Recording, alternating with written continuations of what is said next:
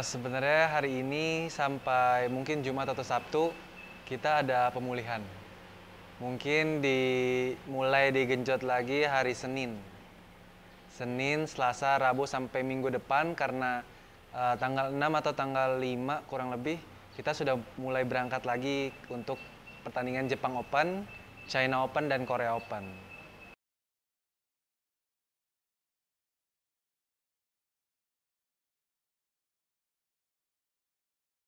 Sebenarnya sebelum Asian Games saya sempat cukup tidak percaya diri.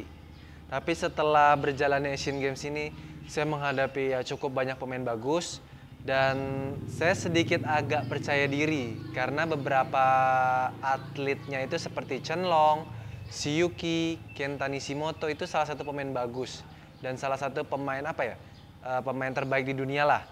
Dan yang bisa buat saya lebih percaya diri itu saya memecahkan rekor permainan saya sendiri dalam bentuk waktu. Sempat saya waktu itu rekor saya bermain sama Chen Long 94 menit, 1,5 jam lebih. At least itu adalah rekor saya gitu. Dan setelah Asian Games itu selama 8 kali pertandingan, saya 6 kali bermain rubber. Dan itu tuh rata-rata di atas 70 menit. Dan itu yang buat saya lebih percaya diri, oh ternyata Jonathan bisa untuk bermain hari demi hari dengan waktu yang cukup lama seperti itu.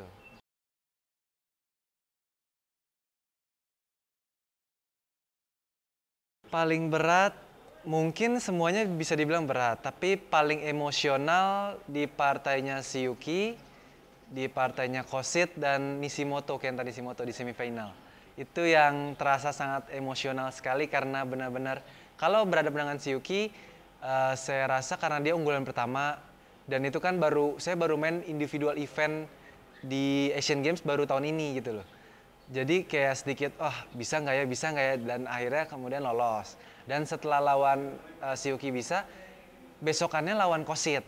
Lawan Kosit itu sudah terlepas agak bebannya dari Shiyuki, tapi si Kosit ini lebih bermain rileks dan dia bermain lebih lebih enjoy dari saya sehingga permainan saya agak sedikit kurang maksimal, tapi saya bisa mengeluarkan itu dengan baik. Nah itu cukup emosional. Dan yang paling puncaknya mungkin waktu lawan Kenta Nishimoto. Karena di partai semifinal pertama saya di tahun ini juga dan di ajang Asian Games itu yang membuat saya berambisi untuk menampilkan yang terbaik. Tapi di saat yang sama saya merasakan hal yang sama seperti saya lawan Kosit gitu. Saya ada di underperform dan si Kenta Nishimoto ini bermain cukup rileks dan nyaman gitu. Dan di saat saya bisa keluar dari zona itu tuh bener-bener rasanya tuh puas sekali gitu.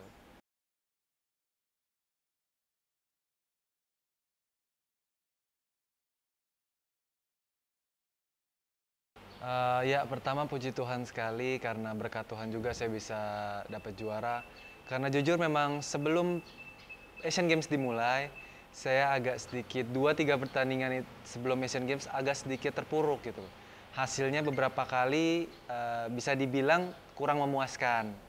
Padahal kita sudah berlatih keras, kita sudah mempersiapkan dengan baik, tapi kayak hasilnya kurang maksimal gitu loh. Nah, pas di saat Asian Games kemarin dimulai, pelatih sih ngingetin sama orang tua, lebih tepatnya ngingetin tetap fokus saja walaupun memang kemarin-kemarin banyak orang yang berkomentar negatif, banyak orang yang mandang sebelah mata, tapi tetap berjuang, tetap andalkan Tuhan, biar Tuhan yang ngatur, kita yang berusaha. Dan memang benar-benar Tuhan bantu sekali pas kemarin itu di Asian Games.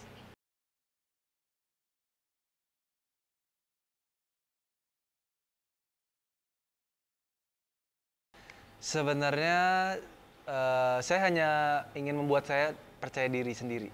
Itu paling penting. Karena kalau ingin saya mau tunjukin pada orang, oh ini lo gue bisa, lo juara, itu kayaknya nggak saya juga kurang suka dengan kalimat itu sih. Saya lebih tepatnya saya mau untuk sayanya sendiri lebih percaya diri agar saya bisa pertandingan kedepannya bisa lebih baik lagi seperti itu.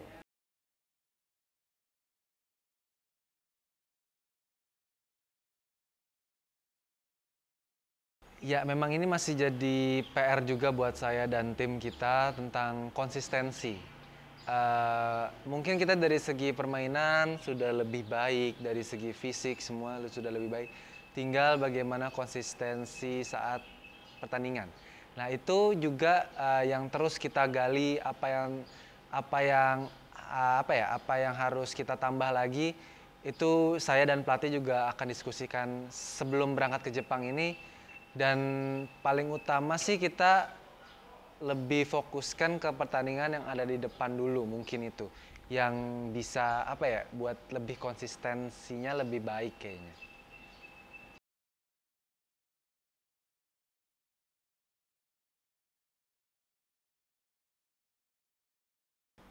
Sebenarnya ya saya nggak nggak baru denger ini sekali gitu.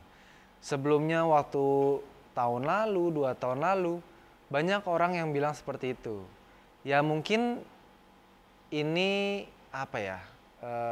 dunia mungkin ya, dunia, dan mungkin kebanyakan orang Indonesia di saat kita memang lagi di atas, banyak yang berkomentar seperti itu memang.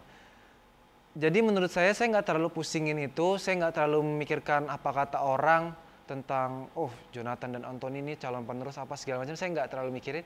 Saya hanya fokus bagaimana caranya saya meningkatkan fisik saya, meningkatkan kualitas struk saya, meningkatkan konsistensi saya di dalam pertandingan, dan itu yang terus saya diskusikan sama pelatih.